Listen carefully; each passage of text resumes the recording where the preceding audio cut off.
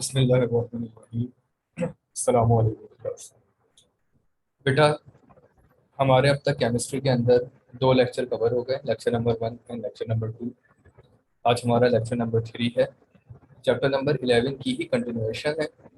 और chapter number 11 के अंदर आप लोगों को पता है कि आपके जो मेजर टॉपिक हैं वो आपके पास ये मेजर टॉपिक्स थे, जिनमें से हमने introduction to hydrogen, industrial preparation of hydrogen cover कर लिया था लेक्चर नंबर 1 में।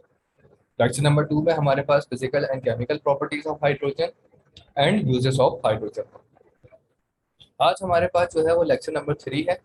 और लेक्चर नंबर 3 में हमारे पास नेसेंट हाइड्रोजन होगा, जो कि बेसिकली हाइड्रोजन का ही सब टॉपिक है। इसलिए मैंने उसको मेजर टॉपिक के अंदर कवर नहीं जो है वो मेंशन नहीं किया है। ये छोटा सा टॉपिक है, इसलिए वो हाइड्रोजन का ही सब टॉपिक कहलाएगा। और दूसरा जो आपके पास मेजर टॉपिक है वो है आपके पास आइसोटोप्स ऑफ हाइड्रोजन। तो चलते हैं अपने लेक्चर की तरफ। पहला है आपका nascent hydrogen. Hydrogen at the time of its generation during a chemical reaction is called nascent non-evolved hydrogen. It is found in atomic form, so it is chemically more reactive than molecular hydrogen. देखिए बेटा, मैंने आपको बताया था कि hydrogen अपनी simple form में exist नहीं करता। वो हमेशा अपने मॉलिक्यूल के साथ ही कंबाइन होता है, यानी अपने ही पार्टनर के साथ वो कंबाइन होता है और मॉलिक्यूलर फॉर्म में मिलता है हमें हाइड्रोजन। अगर हम हाइड्रोजन को सेपरेट करें और उसको सिंगल स्टेट में लेकर लेकर आए तो ऐसा हाइड्रोजन हमारा नेसेंट हाइड्रोजन कहलाता है। ये हाइड्रोजन जो है वो न्यूली बॉर्न हाइड्रोजन भी कहते हैं इसको।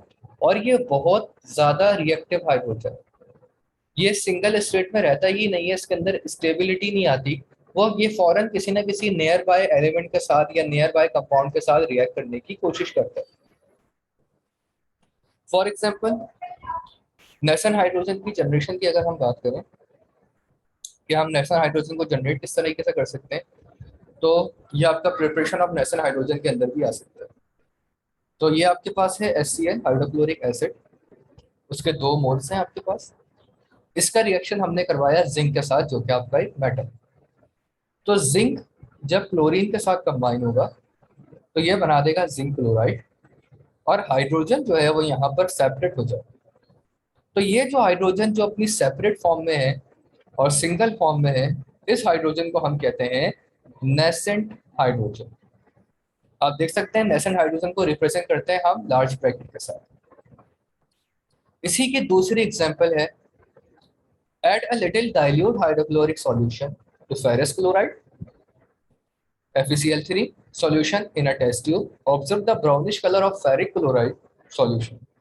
When hydrogen gas is passed through it, no change is observed. When a piece of zinc metal is added in the solution, nascent hydrogen is generated, which reduces ferric chloride to ferric dichloride, greenish in color. देखिए बेटा, हमने हमारे पास ferrous chloride लिया, जिसको FeCl3 जिसका formula है, इसको हमने पहले मॉलिक्यूलर हाइड्रोजन के साथ रिएक्ट करवाया। H2 जो है वो आपका मॉलिक्यूलर हाइड्रोजन। अब क्योंकि हाइड्रोजन को उसका पार्टनर मिला हुआ है, दो हाइड्रोजन आपस में एक दूसरे के साथ कंबाइन हुए, तो फेरिक क्लोराइड का जब हमने इनके साथ एक्शन करवाया तो कोई रिएक्शन प्रोसीड नहीं होगा टेस्ट ट्यूब के अंदर, क्योंकि मॉलिक्यूलर हाइड्रोजन है, स्टेबल फॉर्म में है अपनी, और उसको अपना रिएक्शन करने की जरूरत ही नहीं है किसी दूसरे हाइड्रोजन के साथ, किसी दूसरे एलिमेंट के साथ, क्योंकि अपनी इस वक्त स्टेबिलिटी फॉर्म है। तो यहाँ पर फेरिक क्लोराइड ब्राउन कलर का ही रहेगा और कोई रिएक्शन ऑब्जर्व नहीं होगा, नो रिएक्शन। अब हमने वही फेरिक क्लोराइड लिया और हमने यहाँ पर जिंक और हाइड्रोक्लोरिक एसिड को ऐड करवा दिया, जो कि एज अ कैटलिस्ट काम करेंगे। कैटलिस्ट आपको याद होगा कि वो ऐसी चीज जो किसी भी रिएक्शन को स्पीड अप कर दे, केमिकल रिएक्शन की स्पीड को तेज कर दे, वो एज अ कैटलिस्ट कहलाएगी। तो ये एज अ कैटलिस्ट काम करेंगे। तो इनके कैटलिस्ट काम करने की वजह से नेसेंट हाइड्रोजन जनरेट होगा। और नेसेंट हाइड्रोजन, क्योंकि मैंने बताया था बहुत ज्यादा रिएक्टिव होता है, तो वो क्लोरीन के एक ग्रुप को अपनी तरफ अट्रैक्ट करेगा और उस एक ग्रुप के साथ अपना कॉम्बिनेशन बनाकर अपने स्टेबिलिटी फॉर्म में लेकर आएगा अपने आप, जिसको हम HCl कहते हैं। ठीक है, तो ये नेसेंट हाइड्रोजन क्योंकि सिंगल एसिड में नहीं रह पाता, इस वजह से वो फेरिक क्लोराइड के साथ फौरन रिएक्ट करने की कोशिश करेगा और उसके एक क्लोरीन ग्रुप को अपनी तरफ अट्रैक्ट करके उसके साथ कॉम्बिनेशन बनाएगा HCl का, और फेरिक क्लोराइड जो है वो रिड्यूस होकर फेरिक डाइक्लोराइड में कन्वर्ट हो जाएगा, यानी कि एक क्लोरीन यहाँ से रिड्यूस होगा और इसका फॉर्मूला FeCl2 बन जाएगा, जो कि ग्रीन इन कलर। तो ये आपका वो सब टॉपिक था नेशन हाइड्रोजन का, जो हाइड्रोजन ही से रिलेट था। और एग्जाम में आमतौर पर या तो ये डेफिनेशन में आता है या शॉर्ट क्वेश्चन के अंदर आता है, जिसमें defined nation hydrogen and write down it's example हो। जहाँ तक कॉपी में उतारने का सवाल है, तो आपने जहाँ पर यूजेस ऑफ हाइड्रोजन अपना खत्म किया है, उसके बिल्कुल नेक्स्ट पर ही जो है आप अपना नेशन हाइड्रोजन का टॉपिक स्टार्ट करेंगे और ये डेफिनेशन केमिकल एग्जाम्पल उनकी लिख देंगे। अब आपके पास हाइड्रोजन ही से रिलेटेड टॉपिक आता है, वो है आइसोटोप्स ऑफ हाइड्रोजन। देखिए बेटा, आइसोटोप्स के बारे में आपने चैप्टर नंबर 3 क्लास 9 के अंदर केमिस्ट्री में भी पढ़ा होगा, बिल्कुल चैप्टर 3 का लास्ट टॉपिक है वो। यहाँ पर आइसोटोप को और डिटेल में डिस्कस करेंगे और हम यहाँ पर आइसोटोप सिर्फ हाइड्रोजन ही के को टारगेट करेंगे, ठीक है। तो आइसोटोप, सबसे पहले तो आइसोटोप्स क्या है वो मैं रिकॉल कर दूं। The atom of an element having the same atomic number but different atomic masses are called isotopes. बेटा, एक ही एटम, एक ही एलिमेंट जिसका एटॉमिक नंबर तो सेम हो, बट वो एक ही एलिमेंट अपने एटॉमिक मासेस अलग अलग शो कर रहा हो, तो वो आइसोटोप्स कहलाते हैं उसी एलिमेंट। ये डेफिनेशन आइसोटोप्स की है कि एटॉमिक नंबर में कोई चेंजेस ना आए, but we observe changes in atomic masses या मास नंबर, तो वो कहलाएगा आपका आइसोटोप। फॉर एग्जांपल ऑक्सीजन है, ऑक्सीजन का एटॉमिक नंबर यूजुअली होता है 16, आपको पीरियोडिक टेबल में हमेशा 16 ही नजर आएगा, लेकिन ऑक्सीजन 17 भी एग्जिस्ट करता है, 18 भी एग्जिस्ट करता है, बहुत रेयर फॉर्म में होता है, बहुत कम एग्जिस्ट करता है, बट वो एग्जिस्ट करता है। उसका एटॉमिक नंबर, कुछ ऑक्सीजन का एटॉमिक नंबर हमें 16 के बजाय 17 भी मिलेगा, कुछ ऑक्सीजन का एटॉमिक नंबर हमें 17 के बजाय 18 भी मिलेगा। तो ये जो उसके एटॉमिक नंबर में वेरिएशन आ रही है, ये वेरिएशन कहलाती है आइसोटोप्स। अब बेटा, आइसोटोप्स के वेरिएशन आती क्यों है? इन वेरिएशन की जो मेन रीजन होता है, वो रीजन होता है आपका नंबर ऑफ न्यूट्रॉन, क्योंकि किसी भी एटम के अंदर नंबर ऑफ इलेक्ट्रॉन और नंबर ऑफ प्रोटॉन हमेशा सेम रहते हैं। आप दुनिया भर में ऑक्सीजन का कोई भी सैंपल उठाकर देखिए, कहीं से भी ऑक्सीजन का सैंपल लेंगे पूरी दुनिया में कहीं से भी, अगर हम उसके नंबर ऑफ इलेक्ट्रॉन को देखेंगे तो वो 8 ही होंगे, और अगर हम उसके नंबर ऑफ प्रोटॉन को देखेंगे तो वो भी 8 ही होंगे, नंबर ऑफ प्रोटॉन भी 8 ही होंगे। बट जो चेंजेस आ सकती हैं वो किस में आती हैं? जो पॉसिबल चेंजेस आती हैं वो आती हैं उनके नंबर ऑफ न्यूट्रॉन्स के अंदर। मोस्टली ऑक्सीजन के नंबर ऑफ न्यूट्रॉन 8 होते हैं, लेकिन कुछ जगहों पे ऑक्सीजन का अगर हम सैंपल लें तो नंबर ऑफ न्यूट्रॉन 9 भी नजर आते हैं और नंबर ऑफ न्यूट्रॉन 10 भी नजर आते हैं, जिसकी वजह से उसके एटॉमिक मास में चेंजेस आ जाती हैं। क्योंकि एटॉमिक मास को आपको पता है कि एटॉमिक मास की डेफिनेशन क्या होती है? The total number of proton and neutron. The proton और न्यूट्रॉन को अगर हम प्लस कर लें तो उसका एटॉमिक मास कहलाता है। तो ये चीज जो है वो उसकी आइसोटोप कहलाती है। मुख्तलिफ एलिमेंट्स के आइसोटोप्स होते हैं। तो यहाँ पर हम आइसोटोप्स ऑफ हाइड्रोजन की अगर हम बात करें तो आइसोटोप्स हाइड्रोजन के 3 किस्म के आइसोटोप्स होते हैं, प्रोटियम, ड्यूट्रियम एंड ट्राइटियम। अब प्रोटियम की अगर हम बात करें, प्रोटियम और ऑर्डिनरी हाइड्रोजन एटम 1H1, ठीक है। 1 इसका एटॉमिक नंबर है, नीचे वाला 1 इसका एटॉमिक नंबर, ऊपर वाला उसका atomic mass, mass number. Protium hydrogen contain one proton without any neutron in the nucleus, while one electron is present in its first orbit shell. Its atomic number is 1 and the mass number is also 1. Ordinary hydrogen contain about 99.98% protium. It is stable isotope of hydrogen. तो hydrogen का बिल्कुल very first isotope जो है वो है आपका protium. अगर हम इसके एटॉमिक नंबर की बात करें तो इसका एटॉमिक नंबर होता है 1, यानी इसके पास नंबर ऑफ इलेक्ट्रॉन भी 1 होता है और नंबर ऑफ प्रोटॉन भी 1। और अगर हम इसके मास नंबर की बात करें तो इसका मास नंबर भी 1 होता है, ठीक है। एटॉमिक मास जिसको कहते हैं, क्योंकि मास नंबर क्या होता है, total number of proton and neutron. Protium में नंबर ऑफ न्यूट्रॉन एग्जिस्ट नहीं करते, ठीक है, प्रोटियम में नंबर ऑफ न्यूट्रॉन नहीं होते, सिर्फ नंबर ऑफ तो जब न्यूट्रॉन ही नहीं होते तो एक ही प्रोटॉन होता है, तो इसका मास नंबर भी क्या हो जाएगा आपका, 1, ठीक है। तो यहाँ पर ये प्रोटियम का स्ट्रक्चर है, एक इलेक्ट्रॉन है जो उसके आउटर मोस्ट शेल में जो है वो ट्रेवल कर रहा है, मूव कर रहा है, उसकी मूवमेंट हो रही है। इसके अलावा एक प्रोटॉन है और 0 न्यूट्रॉन है। दुनिया भर में जितना भी हाइड्रोजन है उसमें से 99.98% हाइड्रोजन प्रोटियम ही होता है। इसी वजह से हम अपने हर न्यूमेरिकल में, जब भी हम न्यूमेरिकल सॉल्व करते हैं या जब भी हम कोई केमिकल इक्वेशन पढ़ते हैं, तो हम हाइड्रोजन का एटॉमिक नंबर 1 ही रखते हैं और एटॉमिक मास भी 1 रखते हैं। अब इसके बाद आपके पास नेक्स्ट आता है ड्यूट्रियम। डी से भी रिप्रेजेंट करते हैं इसको, और इसका जो एटॉमिक नंबर है, इसका एटॉमिक नंबर हाइड्रोजन का यहाँ पर भी 1 रहता है और मास नंबर इसका 2 होता है। ऐसा क्यों है? Deuterium contain 1 proton and 1 neutron in the nucleus while 1 electron is present in the first orbital shell. Its atomic number is 1 and its mass number is 2. इसका एटॉमिक नंबर 1 होता है और इसका मास नंबर 2 होता है। It is found about 0.0156% deuterium. अब देखिए बेटा, ड्यूट्रियम में क्या है कि इसके इसके अंदर नंबर ऑफ न्यूट्रॉन में चेंजेस आते हैं। अब यहाँ पर देख सकते हैं वो चेंजेस क्या है, क्योंकि मैंने बताया था कि नंबर ऑफ इलेक्ट्रॉन और प्रोटॉन हमेशा सेम रहते हैं, उनमें किसी किस्म की चेंजेस जनरेट नहीं होती।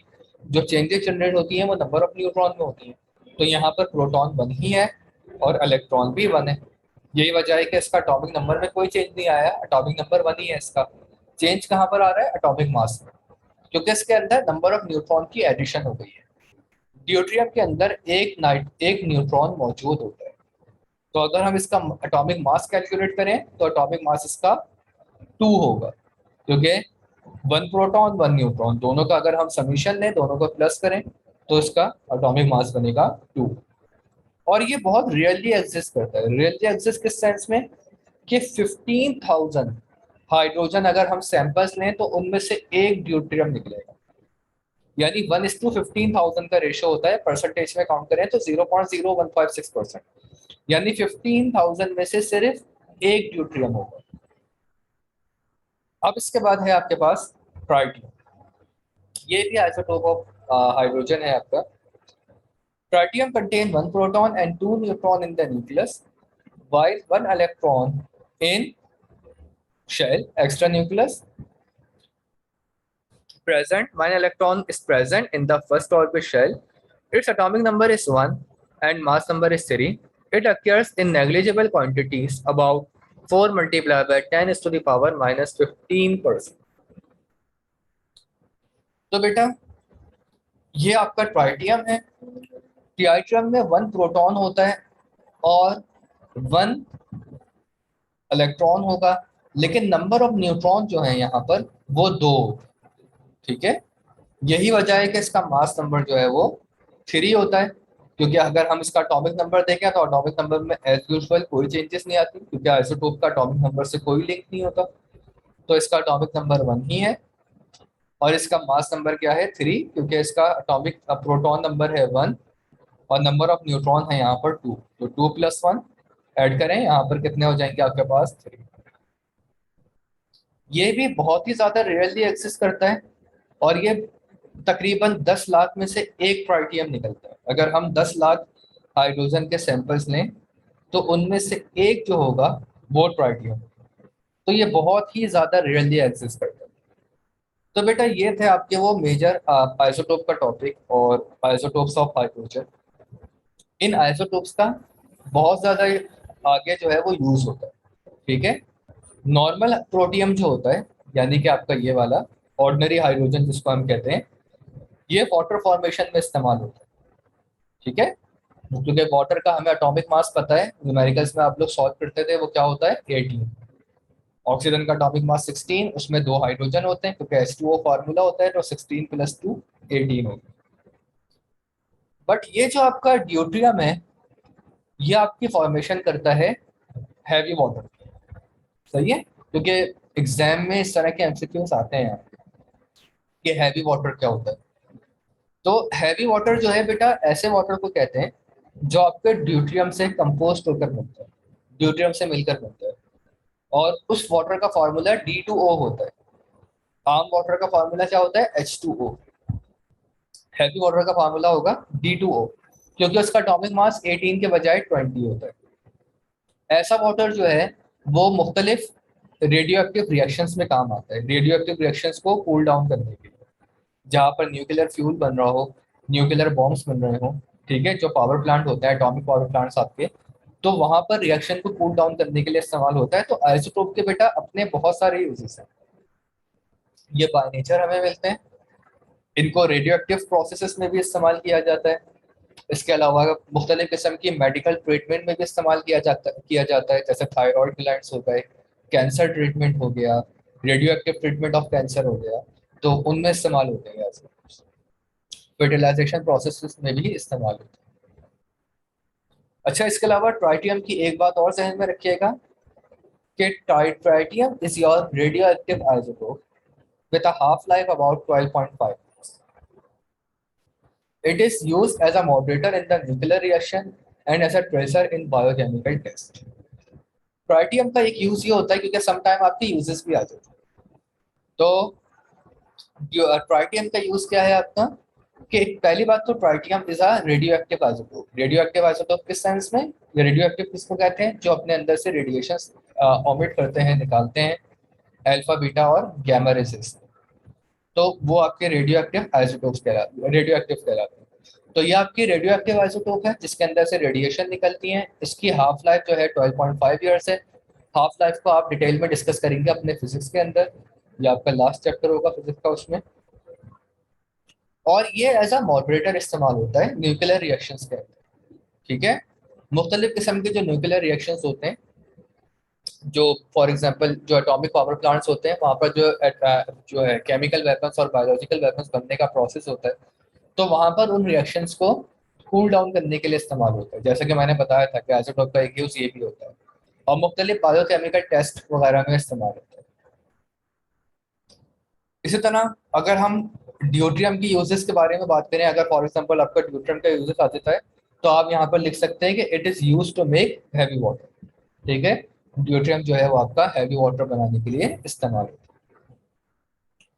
तो बेटा यहाँ पर आपका हाइड्रोजन का टॉपिक भी कवर हो जाता है, कंप्लीट हो जाता है।